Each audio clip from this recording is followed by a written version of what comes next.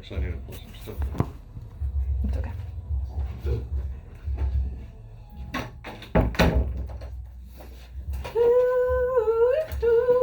Should I talk about the horned afro? Very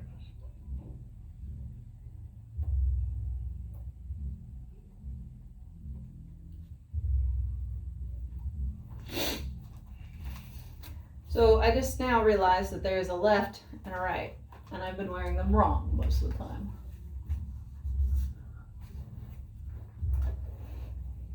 I didn't have time to blow dry my hair. I don't think left and right matters on talk radio. Maybe if you're listening to radio and you have different music, and you have different channels. Whoa! Oh my God, I'm so loud. Dear God, I just scared myself. That must have been post Dotson. There we go. You can turn it on. I can't hear you. I can. Oh, you can hear? Oh. Oh, okay, secrets, huh? You're just talking to Chad? Uh-huh. Yeah. Oh, it's, oh, there we go. A little loud for me. Is that all right for you, Chad? Test, I guess. 1, 2, 3, 4. Test. I declare Test. the war.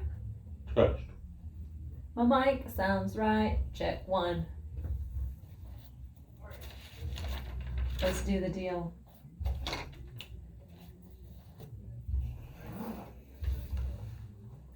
All right. Hello, my friends. You are listening to the Bad Blonde Radio Show on News Talk KEYS 1440 AM and 98.7 FM. Brought to you by Competition Sounds. Thanks, Competition Sounds. Today is a very good day. Why that is we're going to talk to you all about the history of hot rods. Da-na-na-na-na. I'm pretty excited about that. Chad, why is it a good day for you, personally, besides the hot rods? Because that's going to be pretty tight. Got my MG cruising. Okay, I don't know if you're allowed to chew gum on the radio. Chad's chewing gum. Yeah, you are. I think you're not allowed to do that. Just got you. So. You should probably. Did you swallow it? No. I don't swallow. Dear Lord. Okay, why is it a good day for you? I got my MG going. I still need to do some clutch hydraulics. I think I just need to bleed it a little more. Fabulous. It's kind of they're difficult to bleed, those systems. Why?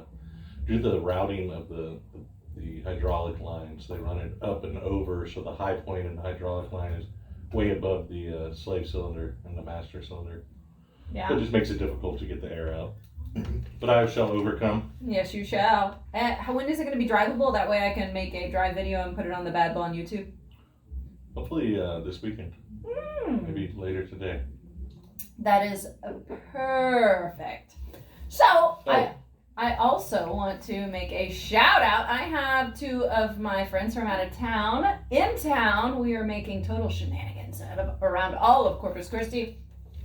Hello, Rachel and Willette. Yesterday, we went to the aquarium, and it was awesome.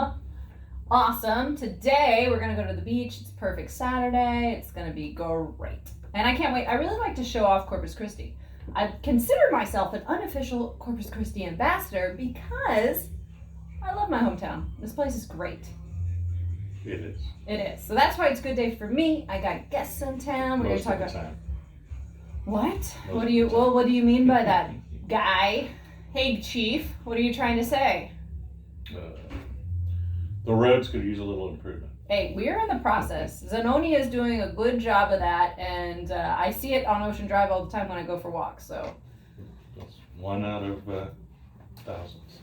It's on the way. So anyway. I know. So also, Chad. I want to talk about this. I heard. Yeah, Last let's night, talk about it. I kept hearing this moo, moo, Shut moo. up. It's not a moo. There was a cow. No. It was an owl. Yeah, exactly. A great horned owl. Those are legitimately, they look like Joe Pesci on steroids. Danny DeVito with yeah. I don't know. Oh, you're right. He has a better hair for that. When you know what I mean. On all, It's Always Sunny in Philadelphia. He has those 2 little, side. Anyways. Great horned owls are super cool. People should be careful if you do hear the telltale sign of a stuttering hoot hoot hoo hoo. It was more like moo, or is it hoo? It wasn't. It's a, but it was like hoo hoo hoo. it's supposed to be 4 or 5 times. It was 3, and he stopped. This one may have been a lazy owl. Yeah, that was a lazy owl, or you may have heard him later on. But so they're he was, legit. like, hanging out up in a palm tree, and I have a neighbor who's very fond of cats. Mm-hmm. So some of his It's a bad population combination. may have been. I didn't see any carcasses in the morning or cat hair, so Oh my goodness. I don't know if he found one, but he was. I think he was there for that purpose. Yeah. Well, I'm just going to go ahead and use this as a segue to talk about the birdiest festival in America, guys. This takes place in Corpus Christi, all right? I'm really, really hoping that it's going on this year. Last year, unfortunately, we had to cancel due to COVID. Happens in April as a rule, and it's fabulous. So every time I go and I take a photo with Uncle Sam. And the hoot about Uncle Sam also, so this is a rehabbed American eagle. This guy's glorious. He got hit while by a car. I don't remember what state it was. I feel like it was Idaho because there's a ton of them there. Anyways, Uncle Sam gets hit. He gets rehabilitated by it's called the Raptor Project. If you're by your computer, Google it, check it out. It's something to follow. They're really cool. They do great work here. Now, the funny thing is that Bob Jones, who also does his show here in the studio, has a photo of him and Uncle Sam, and he has a photo of Uncle Sam in the studio. I love it. So I have like half of my Facebook profile photos have been Uncle Sam. So the Raptor Project is pretty cool, and that's where you can see a great horned owl up close. You can also see a snowy owl. There's a variety. There's an American kestrel. You can see a caracara, but some people call them caracua. I don't know the exact pronunciation because I've been saying caracara since I was a little girl. What do you think? I have no idea. I don't know why I asked because I knew you probably didn't know that either. So no big deal on that one. They also have, what else do they, they have a Harris hawk, which those are cool. We'll see them around. I saw one hanging out on a light pole in Ocean Drive repeatedly for an entire week for I think it was a few years ago. Anyways, I digress on that one. So you can check out the Raptor Project at the Birdiest Festival, and I'm going to Google right now if it's going on. I think it is. I think in my bird group, the Audubon Outdoor Club, it's going on, guys. It's going to be April 21st. I know it was in April, and the nice thing about this is most of the events that happen most of their activities are outdoors, so it is a safe environment during this pandemic, you know what I mean? And I'm really excited about that. I used that owl as a big digression to promote the Birdiest Festival. Guilty. Well, can I get back to my owl story now? Yeah, get back to your owl story. So there I am. There he is. There we was. There we was. Yeah, so he was like just hanging out, doing his boo boo boo stuff. And I don't know why he's giving like a warning to the cats anyway, you know? So I was like, hey, you're gonna eat cats. I want to be quiet. I think it's probably trying to talk to its other mate. I don't know. Because I figured it was hunting cats. It probably was salivating over them. That's for sure. So anyway, the great horned owl is also known as the winged tiger. The tiger of the air. I did not know that. I like that. Kind of cool. Tell me more. Because then we got to start eventually. We'll save the rest of the time talking about the hot rod, but I want to hear more hot. They like to eat cats. They do not specifically like to eat cats, everybody. Another thing that likes to anything eat cats that's tiny. Alf. Alf likes to eat cats. Yeah, Alf does like to eat cats. So anyway, I saw one of these like a year and a half or 2 years ago, also in my backyard, and it was like a stormy night. It was kind of raining and windy and stormy. It was at nighttime, and there's some street lights or car dealership lights behind me that I can see, and I just see this big figure on the telephone line. I'm like, what is that? They are so big. Yeah, they really it's big, and it's kind of like I see the silhouette. Oh, I'm like, what is this thing sitting on my telephone line? So I shine my flashlight up at it because I always carry a flashlight. You do actually. He does. He does always have a flashlight, guys. And it turns its head like owls do, all the way backwards behind Oh it. my god. And its eyes are like lit up looking at me. I was like, ah. So I had my dog on the leash and I helped him inside. Yeah. And I was like, oh, there was with the rain and the conditions and then the owl turning its weird owl head all the way 180 degrees backwards. Totally and its freaky. eyes lit up and by my flashlight. Oh. Yeah, it was like freaky. So anyway, like 2 days later, a customer comes in. Should we wait for the break? No, I think I know. No, we got 2 minutes. We can keep going. Cool. So a customer of ours comes in. He's like, man, my dog almost is in the vet right now. I almost got killed by an owl. Oh, yeah. And I think that was I know who you're talking owl. about. I think it was your owl. I think that same owl came over to my house too. I had 2 of them hanging around. We didn't keep any like small animals out during that time. So I don't know if they're. So anyway, it almost killed this guy's little dog. I know. It's serious. Like you have to be concerned. It is a genuine concern. But I don't know if they're migratory or what, because I only have seen a couple of them, and they seem to have roamed this whole area, because I bet it was the same one that tried to eat his dog. Oh, absolutely. Absolutely. While we're on our break, which we're about to take a break, let's go ahead and Google that. I'm pretty sure they have territories. Like they are territorial. I'm pretty sure about that. Anyways, guys, y'all stay tuned because afterwards we're going to be done talking about the great horned owl and we're going to talk about the history of hot rods. Stay tuned to the Bad Blonde Radio Show. So I have more. Are you talking about the Dunn's dog? Mm-hmm. Yeah. I have more research on the owl than I do the hot rods, so we can talk about owls. Wait, hold on 1 second. Do you want to talk more about the owl or do you want to go to hot rods? Hot rods. Whatever. All right. That's it. I love that. Thank you. I can't even tell them to patch me in. I like that. Chad wants to be patched in for the 2 minutes as well. I'll let you know also, Chad. Okay, cool, thanks. Whoever's talking, I'll let whoever know. Okie dokie.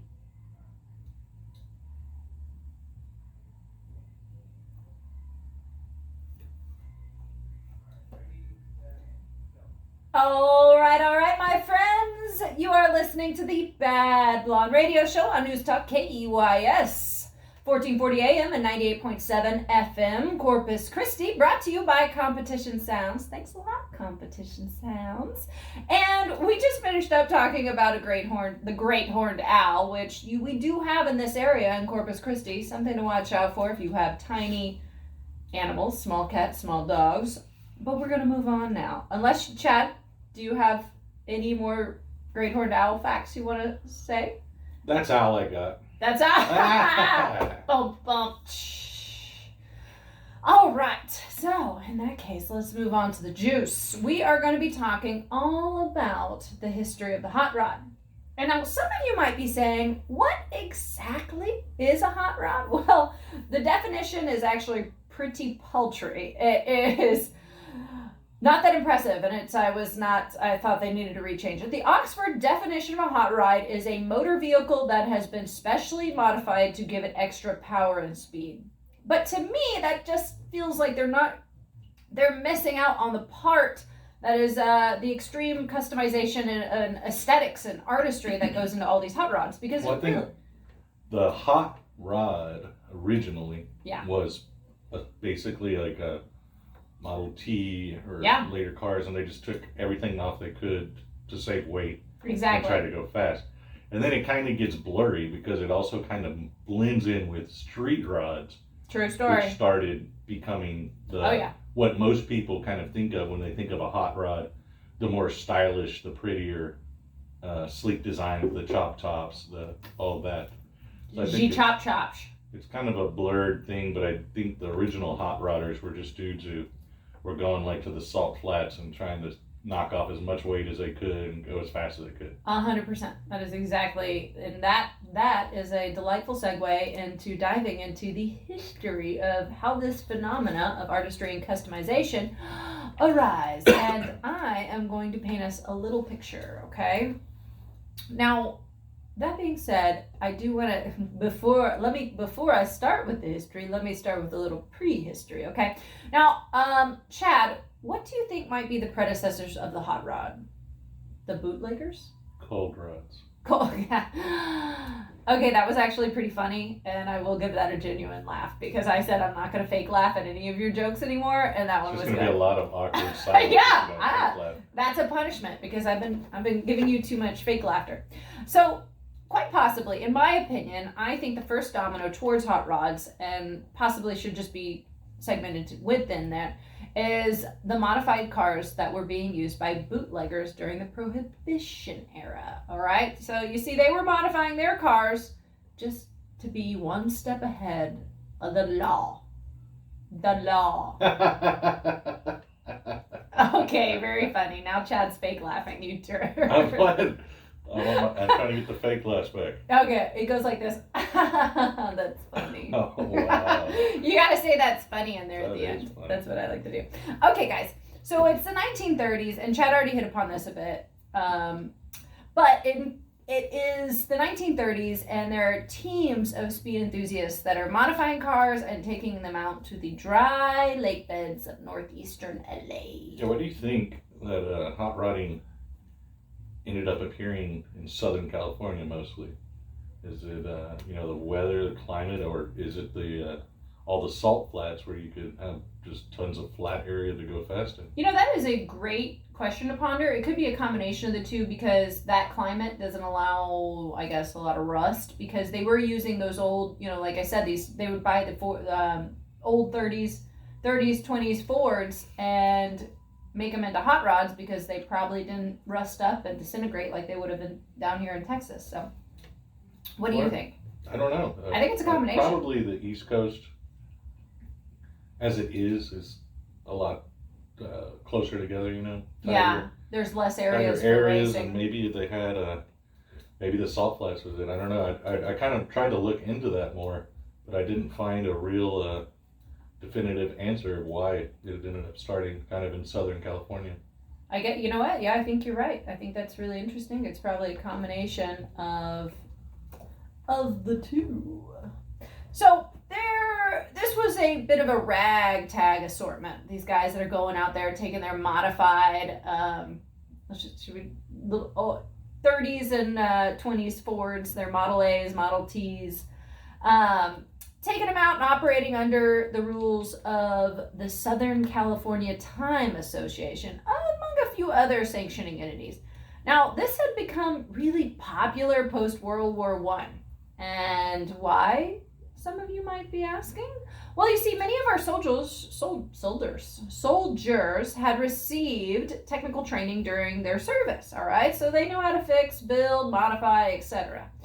And they were able to purchase these Model A's, Model T's, Model B's for next to nothing. I mean, shoot, all they had to do is go into a junkyard, pick out a couple, swap out the engine, and then boom. And like Chad had already said, chop a bit to reduce weight. And what do you have? A hot rod. Funny. Hey. Okay. That's your turn to go ahead and talk now. Well, I don't really have anything. Okay. Okay. I was gonna say the engine, the engine that most of them were using was the Ford Flathead V8, aka the Flatty. Laddie. The Flatty, used on the salt flatlands. Just kidding.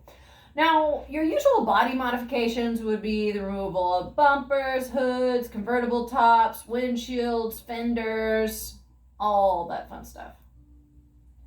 I do want to digress. Chad, do you remember that midget racer, Eeyore the Eyesore? Mm-hmm. And folks, that is the term for a quarter racing race car, okay? It is not PR, it is inappropriate, but that is what they call it. So the gentleman, Kenny Parks? Like a midget? No, just the car is tiny. It's a quarter race car. They call them midgets. Yes, a midget sprint car. What are you talking about bad? I mean, Oh, you get it. yes, I do. It's not politically correct. It's not Should PC. be. It's not PC. Anyways, I'm digressing. So basically, the guy that we ended up working on that car. All right, guys. I actually do have We ended up buying that car. Did we? Did we also? Okay. They bought it. I find it fabulous. I love that car. That was really cool because it was owned and raced by a guy named Kenny Parks. And Kenny Parks was the brother of the guy that started the National Hot Rod Association. And that was kind of a big deal because they were initially running around the salt beds doing all this stuff. And it was very important that they put some sanctions and heavily promote safety within that racing, or else, I mean, they were going to get booted out of there. Authorities were going to stop them. And that's where Kenny Parks, and it's going to bug me that I can't think of what his name is. Kenny Parks, his brother. Anyways, we'll continue on. So that was pretty cool. And why, this continued to kind of it spread across the nation. And why that did was, we're going to fast forward a bit, was post-World War II, now many of the small military airports that were being used were basically abandoned. And you know what makes a great racetrack and drag strip? An abandoned military airport. Indeed! Indeed, Yes. It does. It really does. Chad can vouch for that because though Cadmus was not technically abandoned, it was underused, right? It was. Cadmus never really was abandoned, or Yeah. never stopped, really. They still do a lot of touch and goes. Uh-huh. I think hundreds a day. Dang! Okay, well, it wasn't even underused. It was kind of them to let us use the. We had a lot. If anybody listening out there remembers when they used to have SCCA and PCA events down at Cadmus, pretty good times. Yeah, it was a really nice racetrack. I wonder if we'll ever get to use it again. I don't know. I sure hope so, but I'm not sure. It'd be interesting. It'd be really cool if we could get that going again. It was probably the coolest thing In the world. Miles. Yeah. Yeah. I just remember as a kid going there and helping set up and tear down the track, and it was just one of the funnest things ever. Yeah, I think Cadmus probably had 12 different race configurations track configurations they could do. And then I think the largest one was like a 3.5 mile road course with like a mile straightaway, which makes it one of the larger racetracks in the world, really. That's an There's asset not right many- there. Not many racetracks that size. So it was real cool. Oh my gosh. Yeah, I remember that. All right, guys, we are going to take a tiny little break and stay tuned listening to the Bad Blonde Radio Show. Yeah, unfortunately, the hot rod is. Let's go back to the house. Huh? So let's go back to the house. No. Yeah.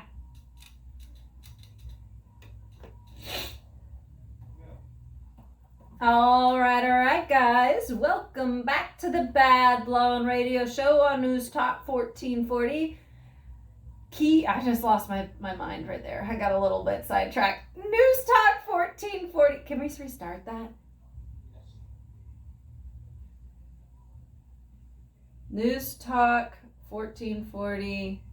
News Talk KEYS 1440 AM. Okay, I got it now.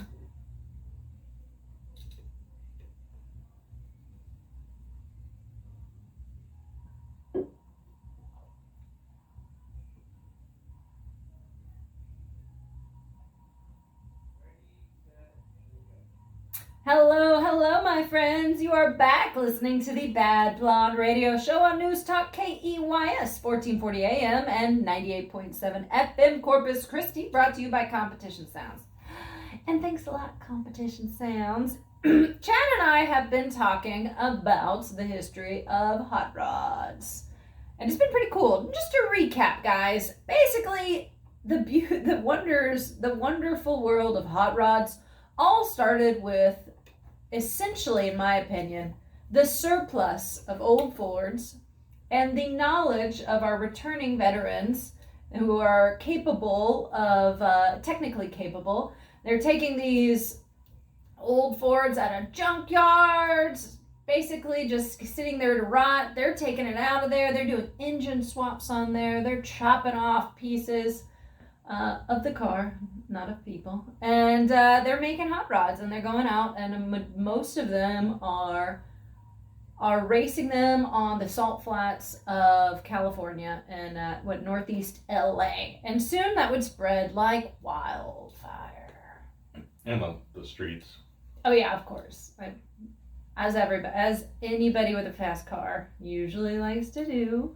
Now, I wasn't around back then, but I read that they would like kind of block the streets off and have races.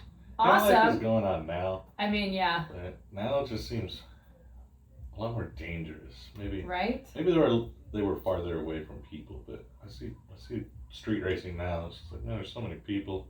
Really? I smack somebody, T-bone them, and Yeah, nobody wants that. don't. And that is a good way for me to bring up why the National Hot Rod Association arose. Now that arose because they really wanted to make the hot rodding and drag racing less of a sport for scoundrels. And Chad kind of just brought that up as there was a lot of illegal racing going on, so they wanted to create a sanctioned body that would promote safety and also have rules and that would kind of better delineate this sport. And that was the birth of the National Hot Rod Association. Now, we have a little funny connection to the gentleman Wally Parks. Wally Parks was the editor of Hot Rod magazine, was the first editor there. He was also a Dry Lakes racer himself, and he was one of the main men that started the National Hot Rod Association. Many call him the grandfather of hot rods, okay? And why we owned a car called Eeyore the Eyesore, and it was a quarter racer, also known as midget racers. That's not a PC saying, guys, just gonna be honest on that one. It was a pretty darn cool car. It's because they were small. Exactly. That is exactly why they were called that. So that car was owned by the brother of Wally Parks, the brother of the grandfather of hot rods. And Kenny Parks raced that car on board tracks, which, if anybody's familiar with what a board track is, it is like basically flirting with death. Board tracks were so dangerous that they called them murder drones. How about that? That's a cool name. I would watch that. Well, yeah. Just on the name alone. Yeah. Like this was it's an open wheel, open cockpit race car, and the guys back then did not want to have seatbelts because they'd rather be flung out of the cars instead of burned to death in the cars. It was very freaking dangerous. Like, it was murder drone. That's the nickname. So you get extra points for the seat for wearing a seatbelt. Well, I don't know about that. The funny thing is it wasn't just like the drivers that were in peril. I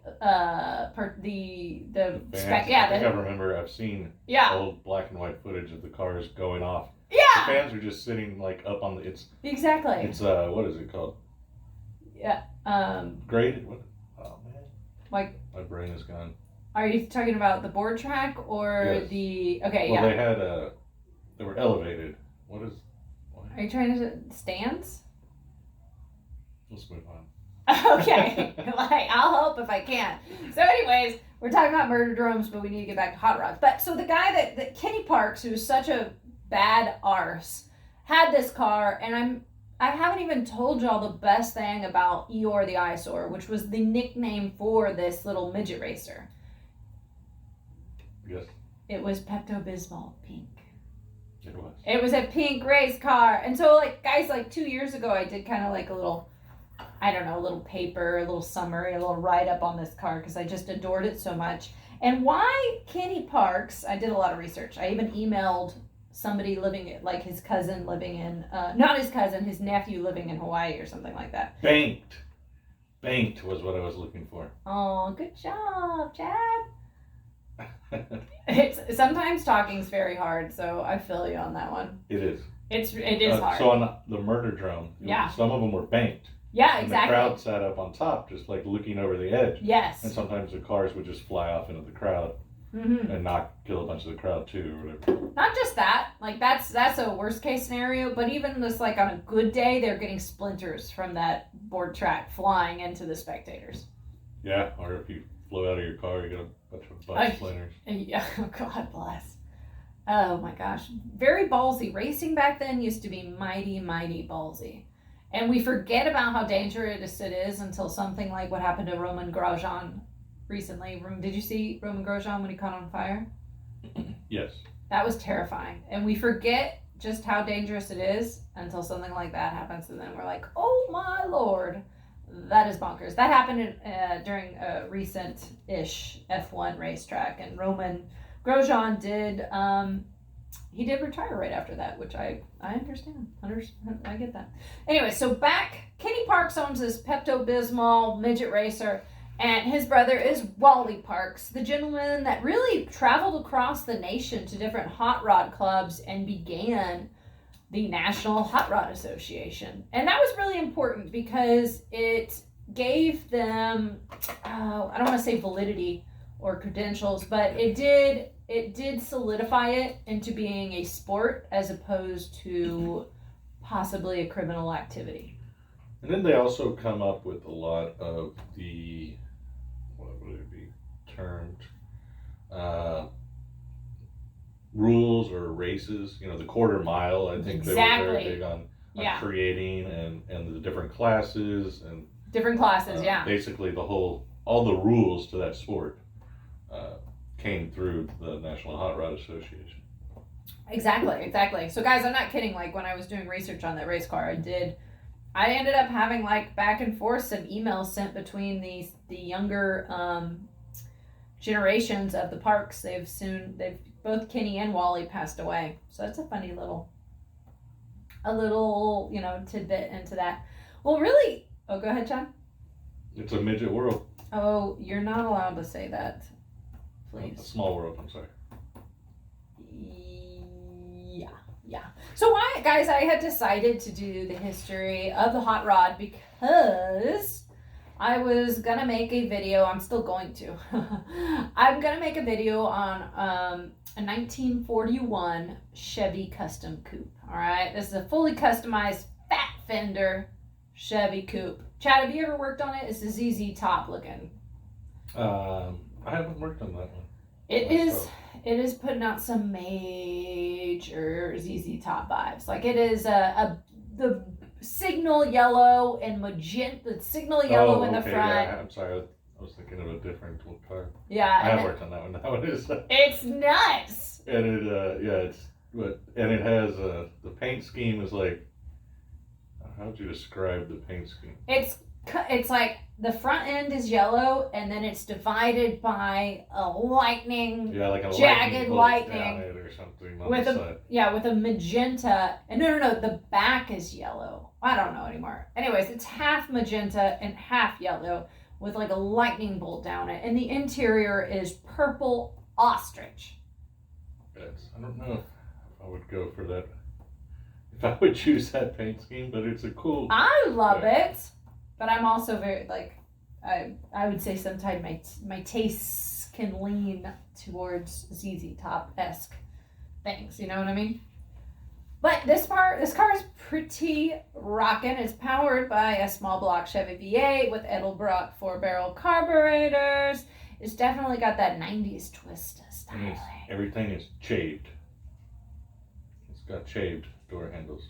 Oh, it doesn't have door handles. You're right. A lot of the rodders, they call it shaving, and so you'll fill in where the door handles would be on the outside, so you have a smooth car, and they'll shave the. And what is the term for the? It's a button beneath the vehicle that you tap with your foot. I don't know. There's a word for. There is an actual word for it, and it's on the tip of. It's on the tip of my tongue, per usual. It's pretty cool. So you basically take your foot, you tap the bottom, the door pops out. You couldn't be more pimp than that, and that's for sure. This car was apparently leaded also. Oh. Which is when they would fill these gaps back in the days, they would use lead. Lead sled. To fill all this up, where now they end up using fiberglass or Bondo and other things because the lead is not very good for you. But Yeah. a lot of the guys back in the days that were real famous were these letters who would go in and fill all this stuff in perfectly smooth lead, Yeah. sand it down, and they were famous in their own right. They definitely suffered for their artistry, except I know like these guys that did work with lead, some of them lived to their like 90s to hundreds. I know because I was doing some research on that mercury we used to have. Oh, I am getting ahead of myself, guys. We are going to continue talking all about cars. Stay tuned to the Bad Blonde Radio Show. Enjoy this break. What do we want to talk about next? Do we want to keep going with hot rods? That's what we got. You don't have anything more to say. Okay, give me 3 minutes if you don't mind. Or maybe you do that and I go to the bathroom real quick. Okay, go to the bathroom. Chad's going to the bathroom. Number one.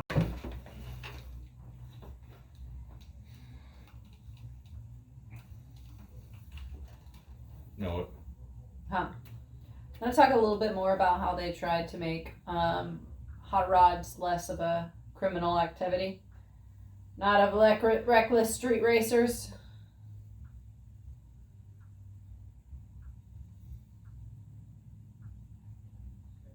Let's do the deal.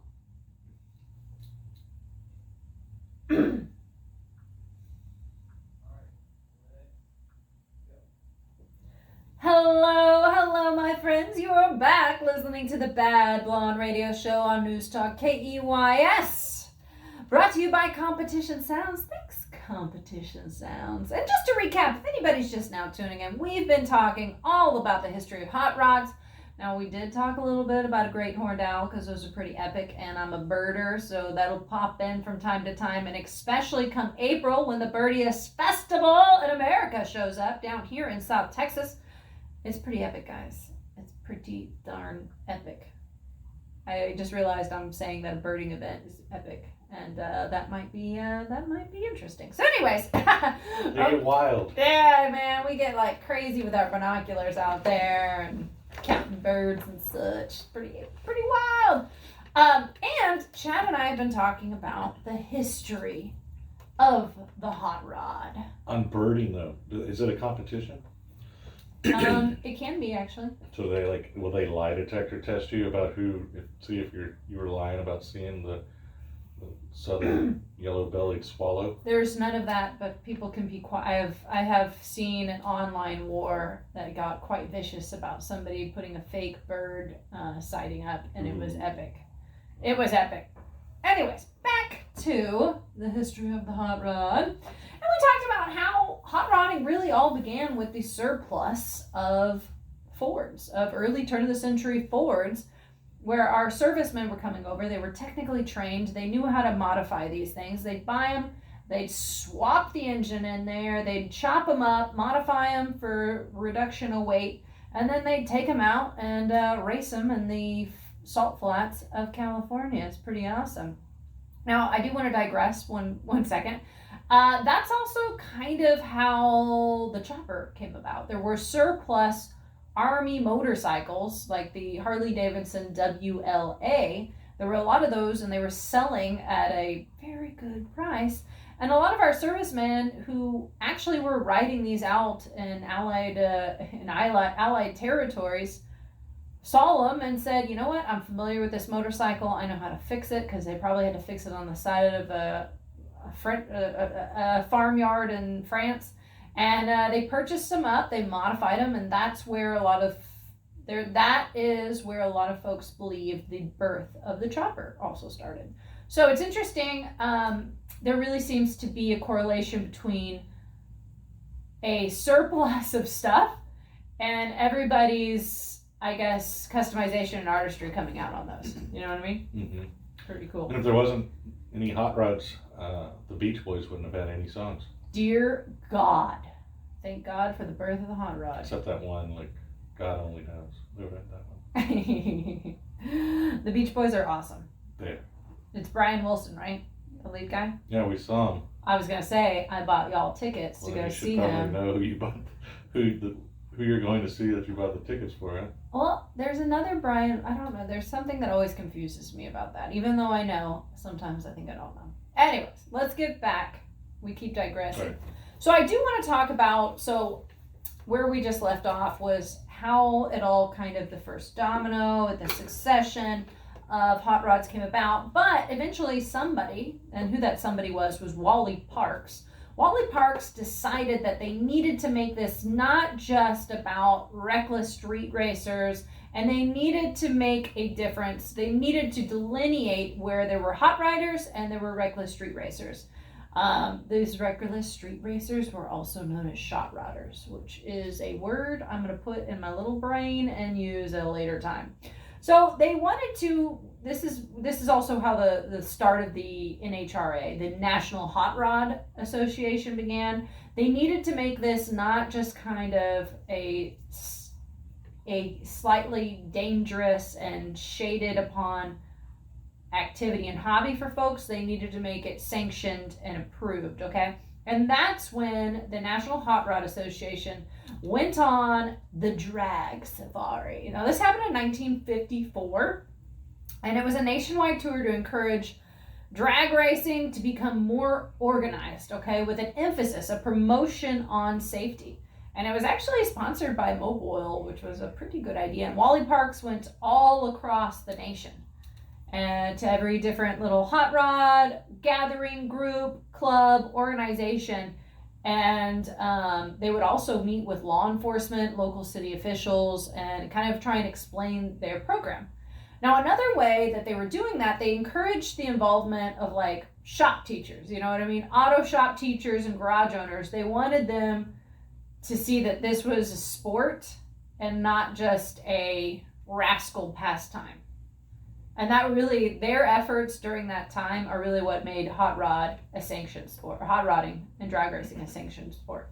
They legitimized it to the masses. That legitimized is the exact word for what they did. And it's so legitimized now, it's like, Well, that's also, I was reading too, some of the dragsters, the original dudes started kind of getting out of it because it became so popular and so commercialized and I get it. sponsored, and then it also created its own industry. Really, I mean, It did, the you're right. dragster industry is huge, millions, maybe probably say billions, I mean, yeah, let's go with billions. Why not? trillions. Let's go. Yeah, let's keep bumping it up. I'm What not comes sure after trillions?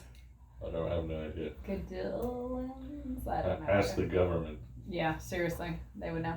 So I did. I was in Florida, and one of the many. Florida has a plethora of car museums. It's pretty darn epic. There's at least like 13, and I've gone to just about all of them.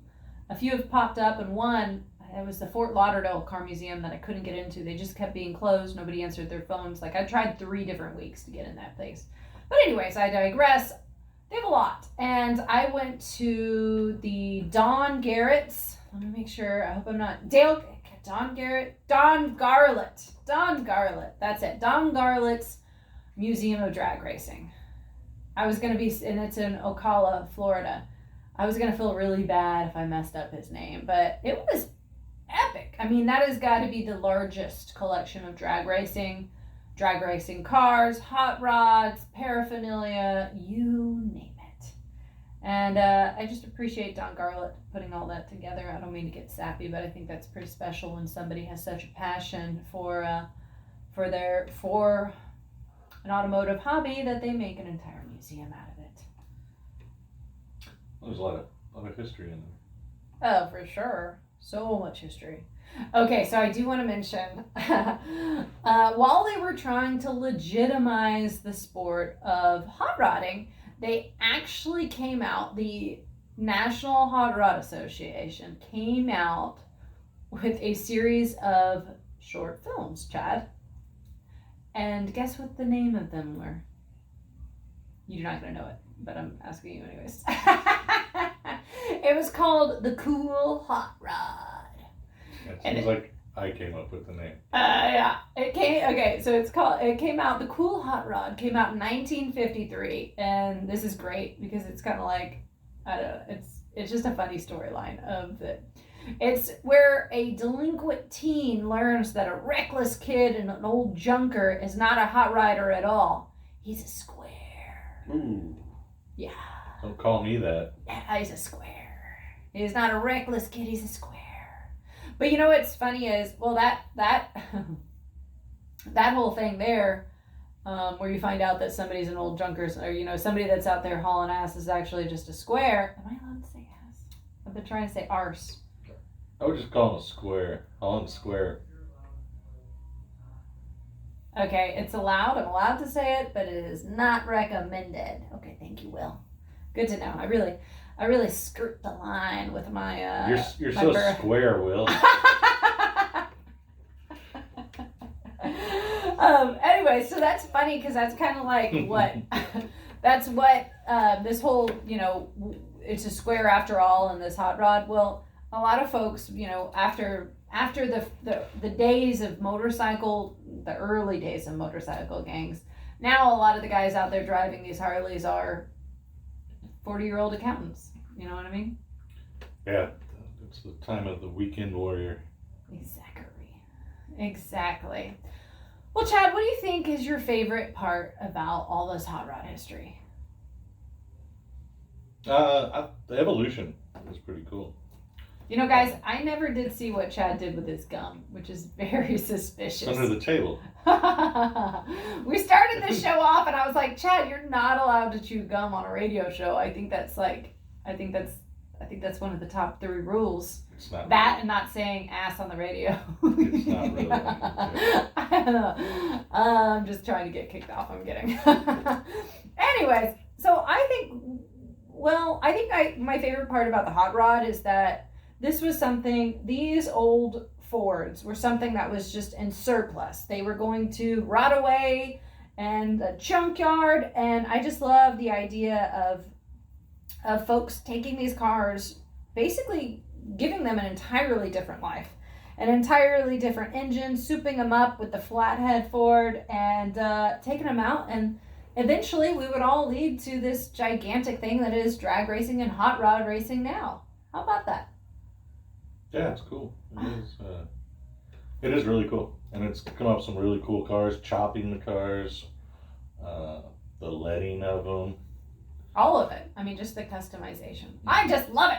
All right, guys, well, go ahead and text me and tell me what you love the most about hot rods at 882-5397. But we are done with the show today. Tune in every Saturday at 10 a.m. to the Bad Blonde Radio Show.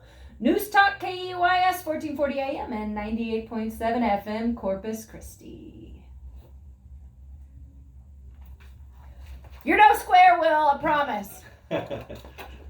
Way to put that text thing in at the end of the show. I did. It's pre-recorded, so it don't matter. Well, I know, but you're saying that. So, what are the actual words I'm not allowed to say on the radio? Usually you can say ass, but you can't say the F word, you can't say the B word, you can't say any racial slurs, and the list goes on and on. The C words. You can't say the C word. You can say the C word. No, you can't say the C but- word. But you're pushing that's the same thing with ass, you're kind of pushing the Am I envelope. allowed to say dick? Yes. Okay, great, because I Yes. have called Even somebody. Bob I've Jones- called somebody a dick. Bob Jones said the N word once. But he said Negro, and that caught me off guard. I was like, oh crap, I wasn't expecting Yeah. that. And then Doug's like, oh, he said